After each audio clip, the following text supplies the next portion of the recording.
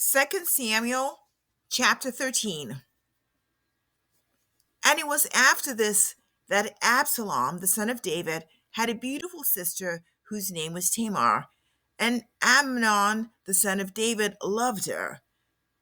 Amnon was so frustrated because of his sister Tamar that he made himself ill, for she was a virgin, and it seemed hard to Amnon to do anything to her.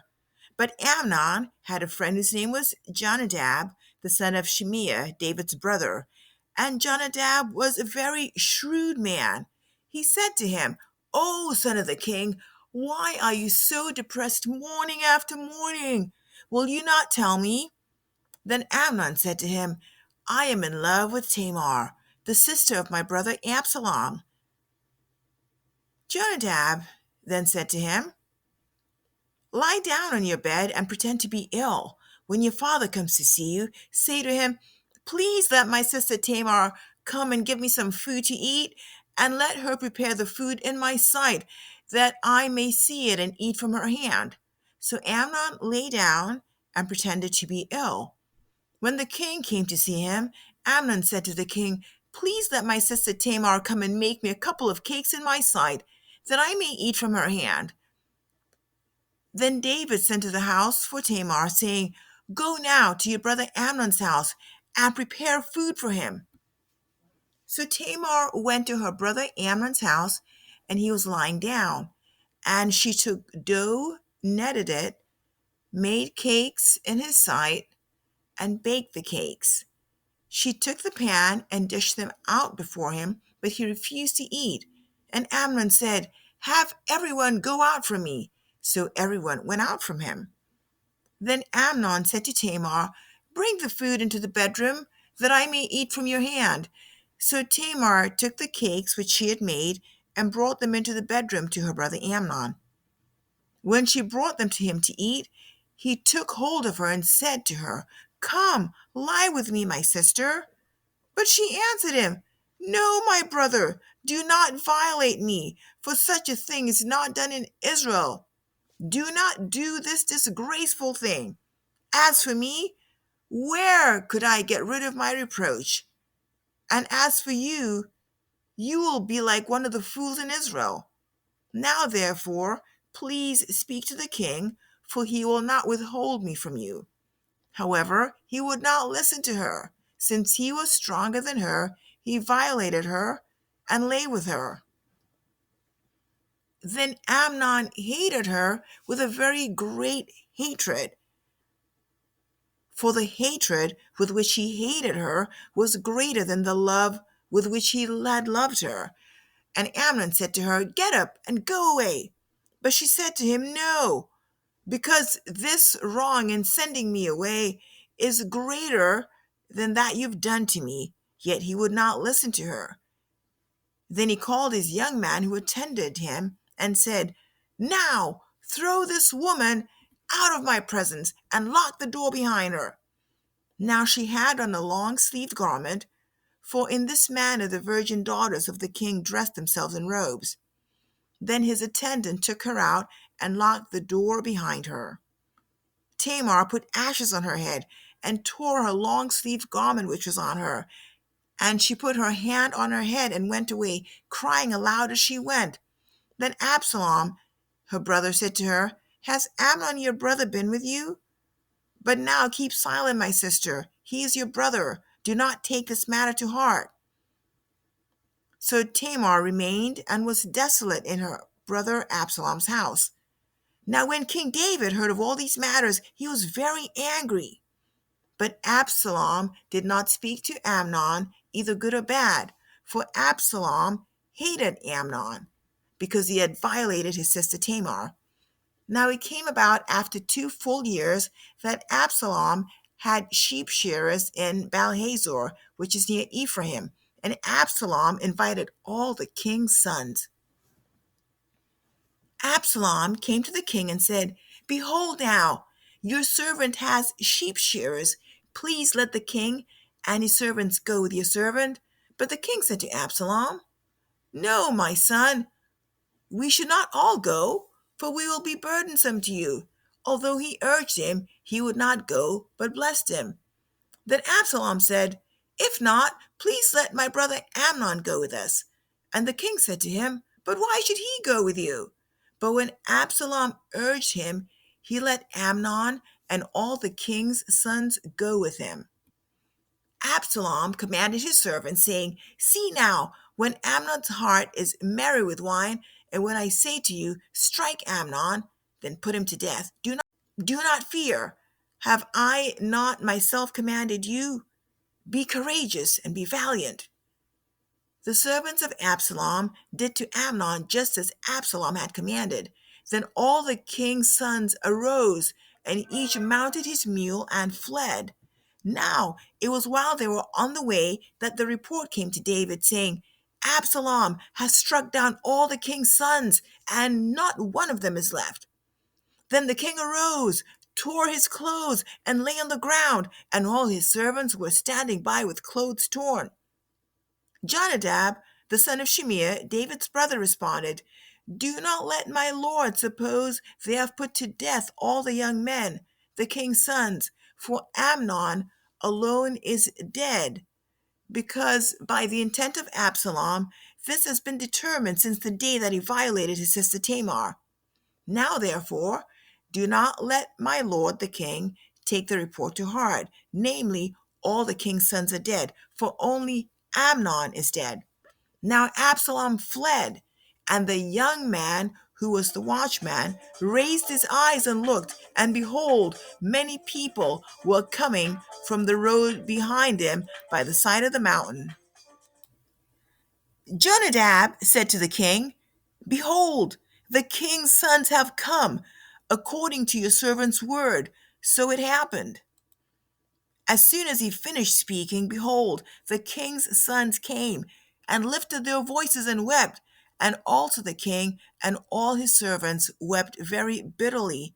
Now Absalom fled and went to Talmai, the son of Ammihud, the king of Geshur, and David mourned for his son every day. So Absalom had fled and gone to Geshur, and was there 3 years. The heart of King David longed to go out to Absalom, for he was comforted concerning Amnon, since he was dead.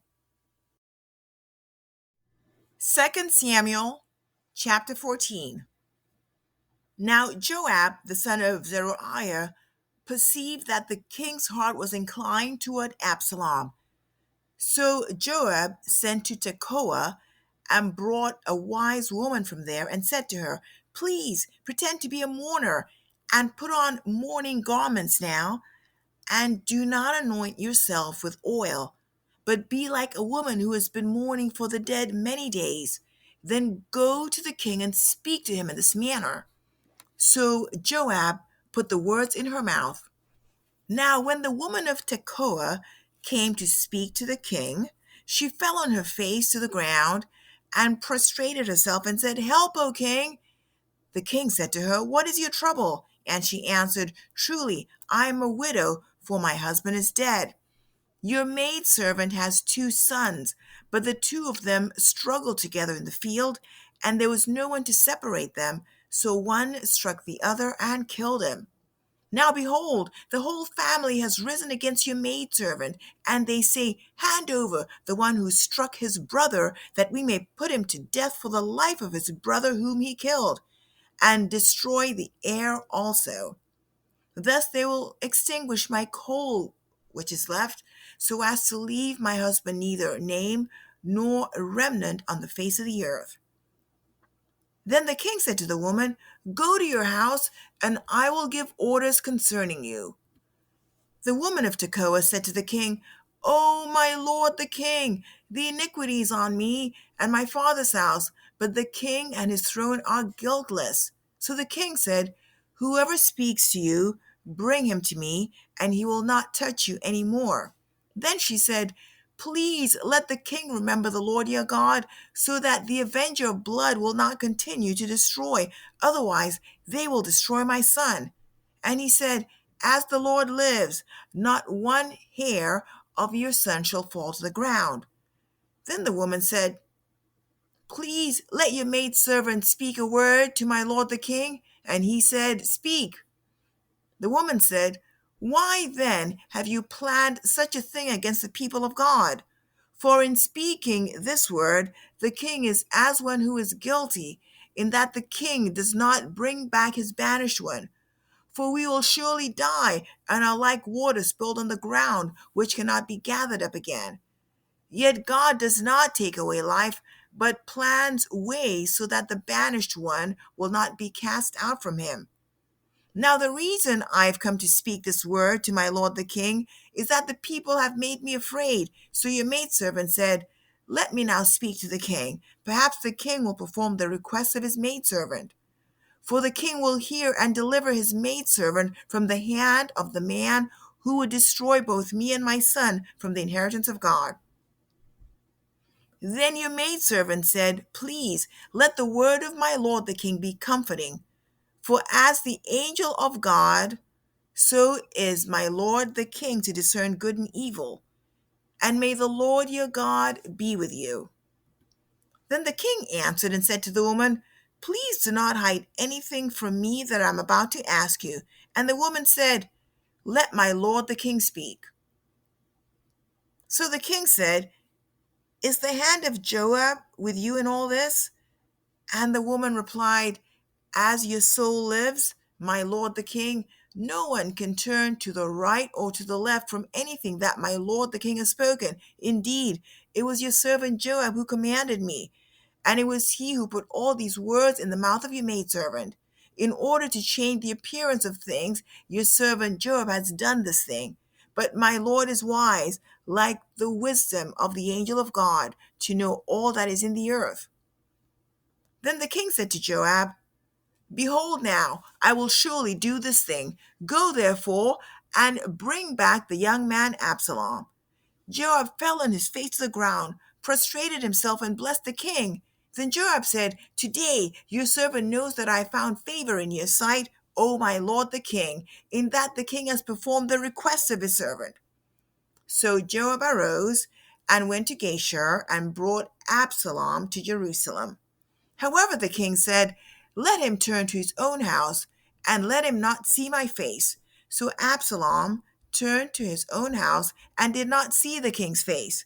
Now in all Israel was no one as handsome as Absalom, so highly praised. From the sole of his foot to the crown of his head, there was no defect in him. When he cut the hair of his head, and it was at the end of every year that he cut it, for it was heavy on him, so he cut it. He weighed the hair of his head at 200 shekels by the king's weight.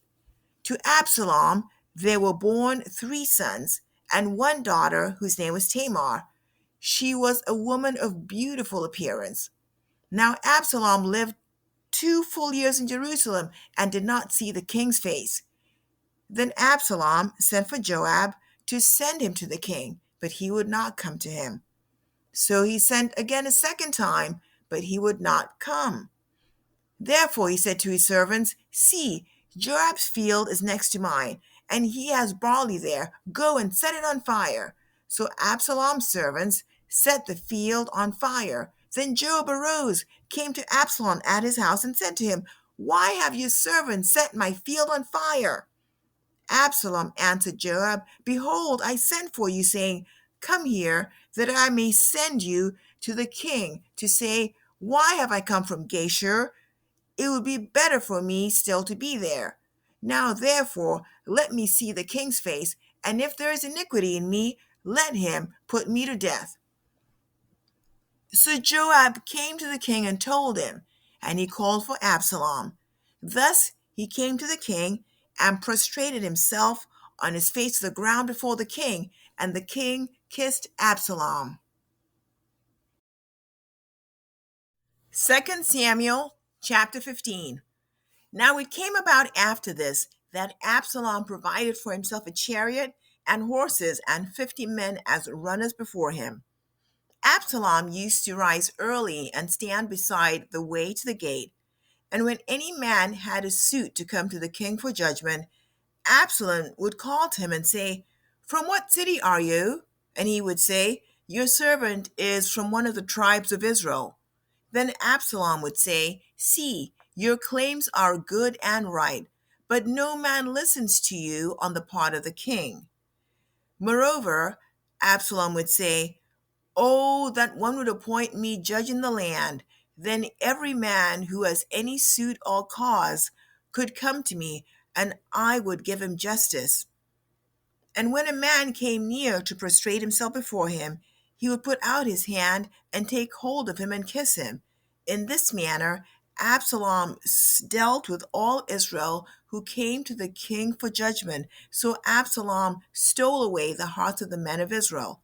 Now it came about at the end of 40 years that Absalom said to the king, Please let me go and pay my vow, which I vowed to the Lord in Hebron.